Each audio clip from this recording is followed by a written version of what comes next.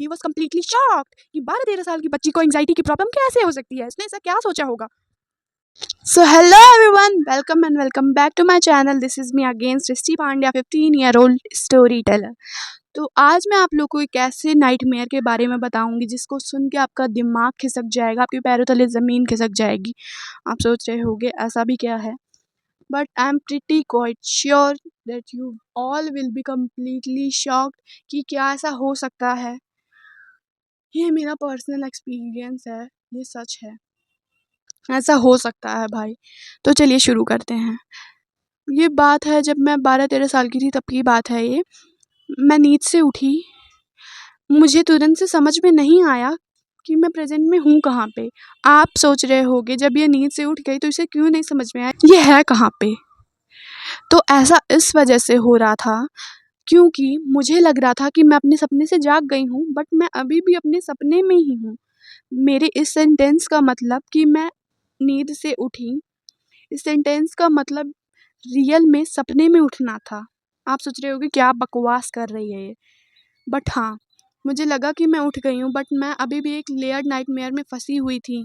अक्सर कर लोगों को लगता है वो अपने सपने से जाग गए हैं, बट नहीं, अभी भी वो अपने सपनों में ही खोए हुए होते हैं। हाँ भाई, वो मेरे लिए भी बहुत एम्बैरेसिंग था कि क्या ये हो सकता है। हाँ भाई, ऐसा होता है, मेरे साथ हुआ है। इसे साइकोलॉजिकल हॉरर कहते हैं, where your brain is playing tricks on you. Yes yes yes bro, where your brain is playing tricks on you. Brain का क्रिएशन अलग होता है, मैं आप लोग को पहले ही बता दूं। माय ब्रेन भाई ऐसा क्रिएशन है इसका ना, क्या बताऊं। तो चलिए बात करते हैं मेरे ड्रीम की। तो भाई रूम में पूरा अंधेरा था। पूरा अंधेरा का मतलब मुझे कुछ कुछ चीज़ें दिख रही थी, बट रूम पूरा अंधेरा था। रूम में कुछ भी क्लियर नहीं दिख रहा था मुझे, सब कुछ ब्लरी ब्लरी सा, हल्का हल्का सा दिखाई दे रहा था। मेरा बेड मुझसे बहुत दूर था। आप लोग सोच रहे होगे अगर इसका बेड दूर था तो ये लेटी किस पे थी। आई डोंट नो मैं किस पे लेटी थी। अभी मुझे एक्चुअली याद नहीं है मैं किस चीज़ पे लेटी थी, क्योंकि इस बात को बहुत साल हो गए हैं, 2-3 साल हो गए हैं। तो अभी मुझे एक्चुअल में क्या हुआ था मुझे ऐसा एग्जैक्ट याद नहीं है। तो फिर उसके बाद मेरे कानों में एक बजिंग साउंड, एक बर्तन पीटने की आवाज़ जो मुझे बिल्कुल भी नहीं पसंद है, ऐसी वॉइस मेरे कानों में पड़ रही थी। And I was so irritated भाई। ऐसा लग रहा था जैसे अभी कान फट के गिर जाएगा। एकदम से मुझे लग रहा था कि अभी मेरा कान ही फट जाएगा यार। मैं आप लोग को एक्सप्लेन नहीं कर सकती, बट हाँ आप लोग समझ सकते हो। अगर आप लोग के कान में कोई बर्तन पीटने की आवाज़ जाए तो आप लोग को कितना इरिटेटिंग फील होगा, कितना क्रिंज लगेगा वो। तो वैसा ही लग रहा था मुझे। और सबसे सबसे डरावना मूवमेंट, सबसे स्केरी मूवमेंट जब मैंने कॉर्नर में देखा भाई, तो मुझे एक शैडो दिखाई दी जो कि बिल्कुल फीचरलेस था और पूरा वाइब्रेट हो रहा था। आप इमेजिन कर सकते हो अगर आप अपने सपने में एक शैडो देखो, ऐसी शैडो जो बिल्कुल फीचरलेस हो, जिसके ना नाक पता चल रहा है, ना आँख ना होंठ। भाई वो मेरे लिए, मैं क्या बोलूँ, बहुत अजीब था वो मेरे लिए। तो जैसे मतलब जैसे ही मैंने उस शैडो को देखा, तो मेरी उस शैडो पर नज़र एक टक टिकी रही। मैं उस शैडो को लगातार देख रही थी, और जैसे जैसे वो मेरे पास आ रही थी मुझे ऐसा लग रहा था कि मेरा दिल अभी मुंह से बाहर आ जाएगा, मेरे फेफड़े फट जाएंगे, मेरी कान फट जाएंगे, मेरे बहुत अजीब लग रहा था। मुझे लग रहा था कि अभी मैं ख़त्म होने वाली हूँ, मेरा लाइफ का एंडिंग मोमेंट चल रहा है वो। गेस व्हाट, एक नाइटमेयर में आपको ऐसा लग सकता है, हाँ सबको लगता है भाई ऐसा तो। और जब वो मेरे बगल में आके बैठा, यस, मैंने बहुत चिल्लाने का ट्राई किया, बहुत आवाज़ लगाई अब कि क्योंकि मेरे पेरेंट्स मेरे कमरे के बगल वाले कमरे में सोते हैं, तो मुझे लगा कि कोई आ जाएगा, बट मेरी आवाज़ निकल ही नहीं रही थी। मैं अपने हाथ को मूव नहीं कर सकती, मैं अपने पैरों को मूव नहीं कर सकती, मैं अपनी बॉडी मूवमेंट नहीं कर सकती हूँ, क्योंकि मैं स्लीपिंग पैरालिसिस में थी। ऐसा आप लोग के साथ भी होता होगा, आप सपने में देख रहे हो कोई आपको किडनैप कर रहा है और आप दौड़ नहीं पा रहे हो, ना बोल पा रहे हो, ना हैंड मूव कर पा रहे हो, ना लेग मूव कर पा रहे हो, कुछ भी नहीं मूव कर पा रहे हो, आप मूवमेंट ही नहीं कर सकते हो, एक जगह पे स्टक हो आप। इसे कहते हैं स्लीप पैरालिसिस, जो कि बस सपनों में होता है, असली में नहीं होता है ऐसा कुछ। पैरालिसिस होता है बट स्लीप पैरालिसिस वो बस सपनों में होता है। तो मुझे तो बचपन में बहुत होता था। आई नो आप लोग में से आधे लोग को होता होगा भाई बचपन में, या तो अभी बहुत लोगों को होता है ऐसा। और जब मेरे बगल में वो आके बैठ गया, उसने लाइटली मेरे हैंड को टच किया भाई, मतलब तुरंत से मैं कंट्रोल में हो गई। मतलब तुरंत से मेरी आवाज़ निकलने लगी, मैं तुरंत उठी और ज़ोर ज़ोर से चिल्लाने लगी। ऐसा चिल्लाई 10-15 मिनट लगातार तक मैं चिल्लाती रही होंगी। मेरे पेरेंट्स मुझसे पूछते रह गए क्या हुआ क्या हुआ क्या हुआ, बट मैं कुछ रिस्पॉन्स नहीं दे पा रही थी, क्योंकि मुझे समझ नहीं आ रहा था कि क्या हो रहा है एक्चुअल में। तो मेरे घर पे बहुत भीड़ हो गई थी, क्या हुआ क्या हुआ क्या हुआ, इतने देर से क्यों चिल्ला रही है आपकी बच्ची। जब मैं होश में आई 10-15 मिनट बाद, तो मैंने उन्हें बताया कि ये बस मेरा एक सपना था। दे वॉज कम्प्लीटली शॉक्ड कि ऐसा कौन सा सपना था जिसमें तुम 10-15 मिनट तक लगातार चिल्लाती रही। उन्हें लगा कि ये सब एक नॉर्मल बात है, सपने तो सबको आते हैं, शायद इसका कुछ ज़्यादा डरावना था तो ये ज़्यादा डर गई हैं। तो फिर उसके बाद अगला दिन हुआ, सेकेंड डे भी मुझे वही सपने आए। बस वो सपने में शैडो होती थी जो मेरे ऊपर खड़ी होती थी हर सपने में, और रूम का एंगल चेंज होता रहता था, सोफ़े वगैरह का एंगल, सब पूरे रूम का एंगल चेंज होता रहता था हर सपने में, हर डे के। तो 5वें या छठे दिन में मेरी मॉम ने मुझसे कहा कि तुम कुछ पढ़ नहीं रही हो 3-4 दिन से, इस हफ्ते तुमने कुछ भी पढ़ा नहीं है, और जाओ अब कुछ पढ़ भी लो तुम। तो मैंने सोचा कि चलो पढ़ ही लेते हैं, वैसे भी मैंने कुछ पढ़ाई नहीं करी थी एक्चुअल में। तो फिर मैं तुरंत से गई और बेड पे कॉपी खोली और बैठ गई। और भाई जैसे ही मैंने कॉपी खोली, मेरे दिमाग में इतने बुरे इतने गंदे गंदे थॉट्स आ रहे थे ना, मैं आपको एक्सप्लेन नहीं कर सकती कि वो कैसे थॉट्स थे। तो वो थॉट्स ऐसे ऐसे आ रहे थे, मुझे लग रहा था कि जो मैं रात में सपने देखती थी बस वही सच होते हैं, और जो दिन में होता था वो सब नकली है। मुझे लगने लगा था इंसान नकली होते हैं और वो जो शैडो थी वो असली थी भाई। फिर उसके बाद 10 मिनट, मैक्सिमम 10 मिनट मैंने बुक खोल के रखा होगा सामने। उसके बाद मेरी सांसें बहुत हैवी होने लगी भाई। मुझे तो लग रहा था बहुत ज़्यादा डर, मैं बहुत डर गई थी कि ऐसा क्यों हो रहा है मेरे साथ। मुझे लगा कि अब मैं मरने वाली हूँ अब मेरी लाइफ का एंडिंग मोमेंट चल रहा है। फिर मैं सडनली अपनी मम्मी के कमरे में गई और मैंने उन्हें बताया सब जो मेरे साथ हो रहा था। तो उन्होंने मुझसे बोला कि जाओ अपने मुंह पे 4-5 बार पानी के छींटे मार लो, शायद ज़्यादा पढ़ लिया हो तो ज़्यादा थिंकिंग करी हो। आई वाज सो एक्साइटेड कि क्या इससे अगर सही हो जाएगा तो मैं तुरंत से जाती हूँ और अपने मुँह पे पानी मार लेती हूँ। तो मैं गई अंदर, मैंने 5 से 10 बार छींटे मारे होंगे पानी के, मुझे लगा सब कुछ नॉर्मल हो जाएगा इसके बाद। बट उसके बाद मैंने जैसे ही छींटे मारे मेरी सांसें और हैवी होने लगी। मुझे ऐसा लगने लगा था मैं अब सांसें नहीं ले पा रही हूँ, बट मेरी सांसें धीरे धीरे चल रही थी। मैंने अपनी मम्मी को बताया तो मेरी मम्मी बहुत सीरियसली इसे, और अच्छा हुआ उन्होंने सीरियस लिया इसे, इसी की वजह से मैं नॉर्मल हो पाई हूँ अभी। नहीं तो शायद ही मैं डिप्रेशन में चली जाती। अगर 1-2 महीने लगातार मैं यही सोचती रहती तो I was pretty quite sure that मैं अभी तक डिप्रेशन में होती। वो कैसे कहते हैं मुझे मत छोड़ो मैं डिप्रेशन में चला जाऊँगा। भाई आप लोग को पता भी है डिप्रेशन में जाना क्या होता है। ये बहुत सीरियस कंडीशन होती है, इसमें आपकी जान भी जा सकती है।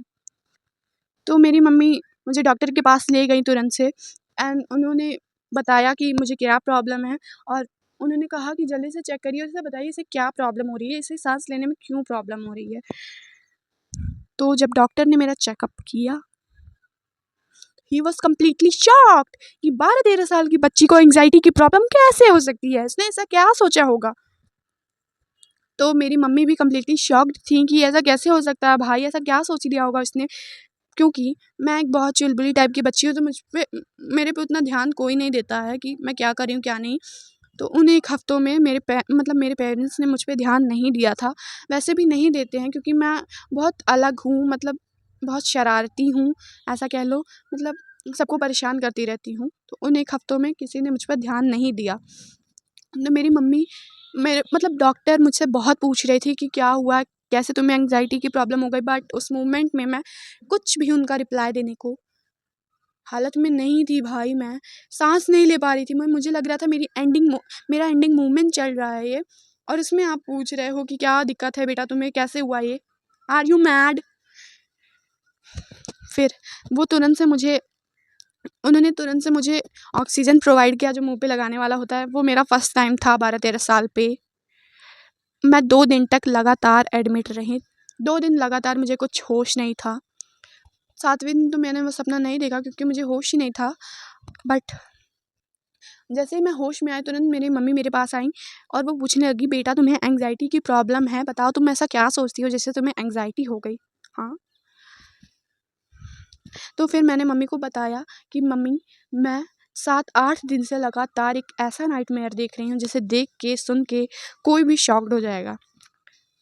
तो फिर मम्मी ने ये बात डॉक्टर को बताई और डॉक्टर ने कहा कि शायद इसने अपने सबकॉन्शियस माइंड में ऐसा फीड कर लिया है कि ये नाइटमेयर असली है, ये सब जो हो रहा है वो असली है, और इसको असली दुनिया नकली लग रही है। तो जब 8वें दिन में गई तो मैं घर जा रही थी, तो बहुतों ने सजेस्ट किया था कि आपको दिखाना चाहिए, शायद इस पे काला जादू हुआ है।